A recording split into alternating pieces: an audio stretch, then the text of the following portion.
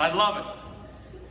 So in your app, Build Event 23, it talks about purpose. And purpose is a non-negotiable intention to achieve a long-term goal that is both personally meaningful and changes the world. Here's my question for you. Did you come here over the past 3 days? And do you have a purpose? Are you on purpose?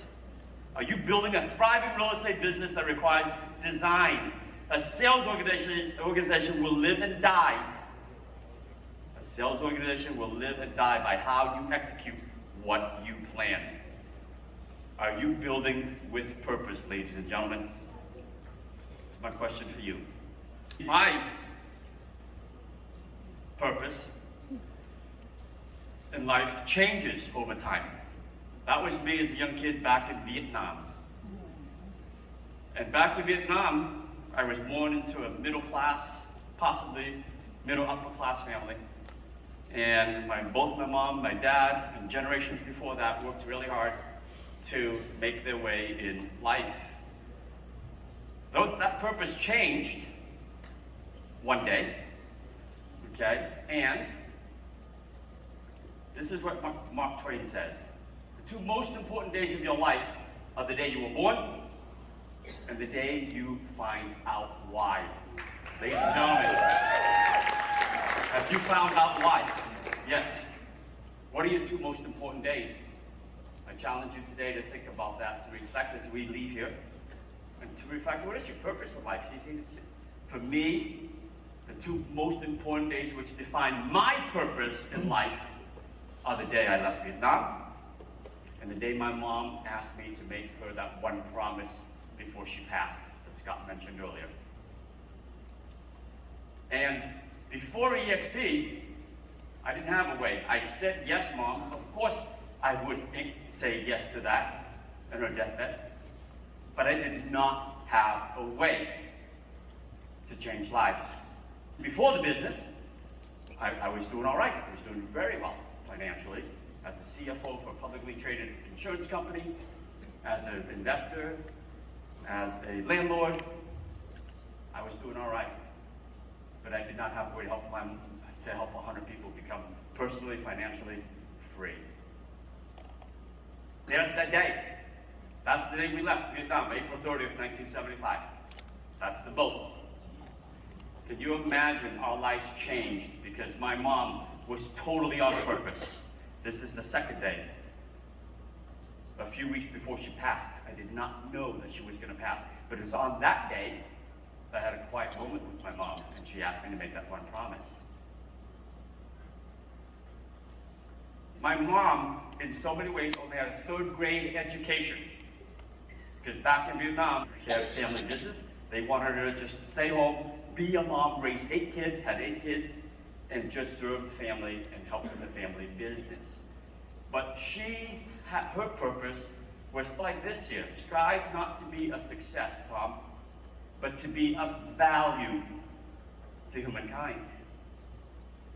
And my mom's purpose was instilled in us and her 8 children. Her purpose in life, when you understand she had to leave everything behind. When the U.S. was announcing that we were leaving the embassies, pulling out of Vietnam, that was about April 27th or something, the word got out that the U.S. is leaving. It was a frantic desperation to go to the bank to get money out. All the banks were shut down. We tried 3 times to get out, and it was the 3rd time that we finally got out, and we left with nothing except the shirts on our back, and each of us had a backpack. And in that backpack was pictures of all my brothers and sisters and my ID, just in case we got separated at the war. That's all we did. There was no money.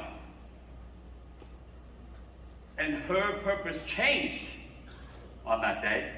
This is us coming into the United States. Only 6 of us made it. The other 2 older brothers were stuck behind in Vietnam. See, my mom's purpose was to give her children the best life possible, and she was willing to die for it. She was willing to die for it, to leave her country, have no idea where we're going. But she knew that one thing when she left was the land of opportunities, America, the United States. And we waited in Guam, which is a U.S. island, for somebody who would sponsor us to come to the country. We got the call to go to Germany. She didn't want to go to Germany. We got the call to go to Paris, to France. We didn't go to Paris. She goes, I want to go to the United States of America, the land of opportunity, the land of the free. And she always asked me, Tom, and all my brothers and sisters, how do you add value to society? You see, she worked 2 full-time jobs, cleaning toilets, cleaning hospital beds to raise 8 kids. And she would be the person that would walk down the street, see a Coke can, pick it up, take that to the recycling center, turn it in for 5 cents, and then send it back to Vietnam to help the less fortunate. That was my mother. I remember going to the grocery store. That's me in the middle. My older brother Tim and my younger brother Jim. I remember going to the grocery store at about 10 years old. That's about 10 years old, yeah. And she asked me to go get groceries because she was working 2 full-time jobs. Went to the grocery store, picked up everything that she wanted me to pick up, and I got in line. Got up to the beginning of the line, and then she rang it up. I pulled out the money, and she goes, oh, you're in the wrong line. Wrong line. This is the regular line. That's the food stamps line. See, we got the hand up. The U.S. took care of our family, gave us some food stamps, gave us some housing to get us started.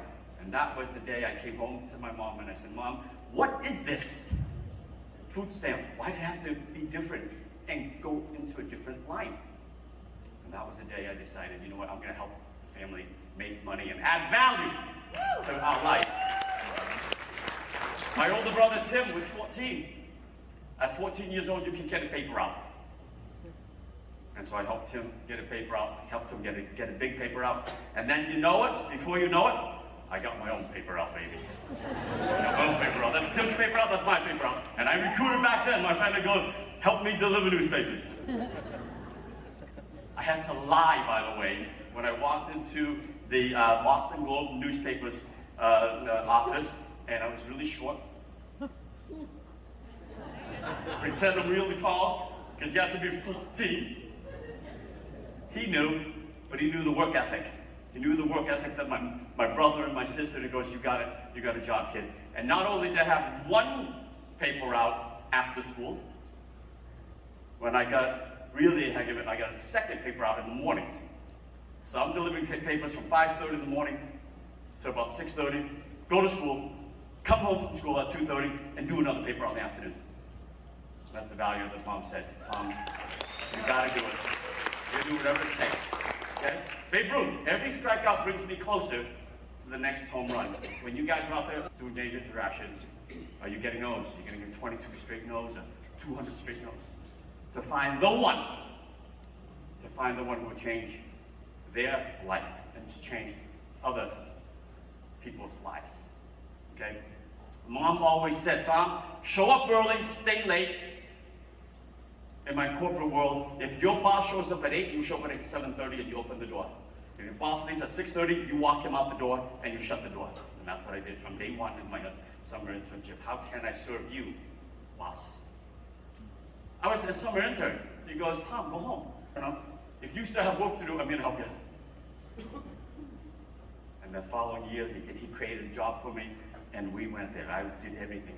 Baseball was the one thing that I was able to pay for myself. See, Mom didn't have money to get us into sports, but baseball, even on the baseball team, I played every position. I showed up early. That's Mr. Patiglio, my coach. I'll never forget him.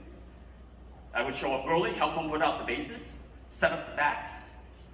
When the game was over, when practice was over, the kids' parents came and picked them up. I had no parents to pick me up. So at the beginning, it was an excuse to just let everyone go, let me help pick up, put the bases away, put the bats away, carry the stuff to his car, and then walked home sometimes a couple of miles, depending where the game was, to get home. But I knew to give it my all. Are you giving it your all right now with this gift that we all have at expi? Are you giving it all? And for me, it's not about money. It's about giving back and being passionate about helping others to change lives through real estate. See, my world changed 5.5 years ago. That's the first lunch and learn. Jason Yessi. All right, my sponsors, Tracy Gagnon called me, and I grilled her a little bit. And then the following day, and that whole weekend, I grilled Scott Lewis. And then the day after that, 2 sleepless nights. I drove 2.5 hours to be with Jason. Grilled him on the financial statements of the company. Back then, we're still liability-free, debt-free, $2.3 million in savings account. I said, this is my company because I have a chance to change lives. And right there and then, baby, I hit the ground running. 4 lunch and learns in the first week.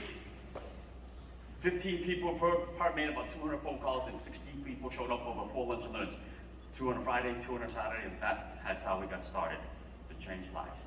Okay, that was me as the CFO. I sat in my ivory tower in my corner office, helping me, my family, but I didn't have the ability to help others. And it is EXP that allows me to travel the world. I don't need to sit in my ivory tower. I can sit on the floor. I can sit in the airports with airplanes canceled and weather and everything else to build this business, to change lives. Michael Jordan, I've missed more than 9,000 shots in my career. I've lost over 300 games. 26 times I've been trusted to take the game-winning shot and missed. I failed over and over again, and that's why I succeed. For me, I've called 25 agents per week for the first 3.5 years, more than 7,150 agents over the last 5.5 years. I've lost 1,168 agents as of 3 days ago in my back office. Over 2,000 times I've been entrusted to do a three-way call, and I was not able to close them on the spot. See, I failed over and over again, and that's why I'm winning here with EXP.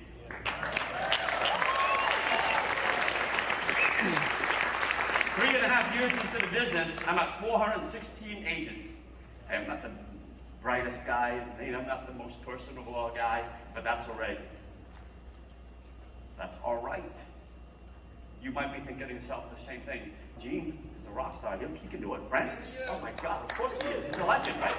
They can do it, but not me. I can't be as handsome as Michael Des. All right? But who cares?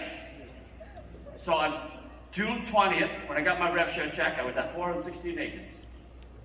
And I said to my wife, I said, Marissa, I want to rock the calm. I learned that from Rob Flick, Gene Frederick, Scott Lewis, when they trying to get the company from whatever the number was to 1,000 agents worldwide at EXP. I said, can I steal that? Can I use that? He goes, absolutely. Go rock the calm, Tom. And there it is. From that day on, I said, Marissa, pack my schedule. And I'm going to go on the road. I'm going to find winners. I'm going to find winners. We're going to help them build. And there it is. And by Thanksgiving, we only hit 552 agents. I worked my tail off. Added 130 agents in 6 months or so, 5 months or so. But I knew within those 552, we were now in 3 countries, we're in 28 states, we're in 365 cities, and I knew I could find some leaders, some winners. So I kept going. We're going to keep moving, keeping along, never stopping, add more to my calendar.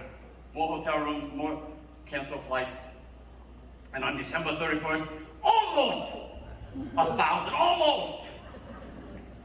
I didn't stop because I knew there's people in there who's going to want to build. And by January 20th, 996, oh my God, I called Scott, are you sure this is going to work, man? Because I've been working my tail off. As building your organization takes a vision for your future that's so big, it powers you through your setback, overcomes your fears, and helps you shatter your limiting beliefs. Did we help you shatter your limiting beliefs this week? Clint Sanford. I asked Glenn, what is meaning of purpose to you? Glenn says, purpose is the discovery of how what you are doing is really in service of others.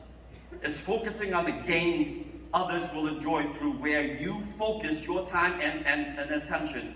It's a Rick contextualizing. He's so brilliant, I can't even pronounce the word. What you do as not work for others, but work in service of others. Those who operate from a sense of purpose are happier and more fulfilled and much more likely to keep going when times get tough, which happens. That's our founder. That's our leader, Clint Sanford. So we kept going, man. We kept doing this, and guess what? By February 20th, boom, I rocked the comma! Right? My wife, Marissa, deserves as much credit as I do. I asked her about her purpose, and that's what she said. Both the beauty and the tragedy of life is that you, all of you in the audience, have options. You choose to succeed, or you can choose to fail. It's one decision, folks. The rest will follow. So as you leave here today, this week, are you going to make that one decision? This is our schedule 2022. I doubled down. Double down. This is not Zoom calls. This is in person, in real life. I need to find the people. Okay, Mark Zuckerberg. The purpose is that sense that we are part of something bigger than ourselves, that we're needed, that we have something better ahead to work for. Ladies and gentlemen, my name is Tom Truong. I am passionate about helping all of you grow. I've never said no to a three-way call. Ever, ever, ever. I might be booked, but I would get on a three-way call with you. I've never said, I've opened up all of my events. If you want to follow me, it's rockofthecomma.com. You are always invited to come and send your prospects. Just text me a picture of who they are. Tell me a little about them, and I promise you, I will seek them out in the audience and edify you. Because my purpose today is to do well so I can do good. And I challenge you to do the same. Thank you.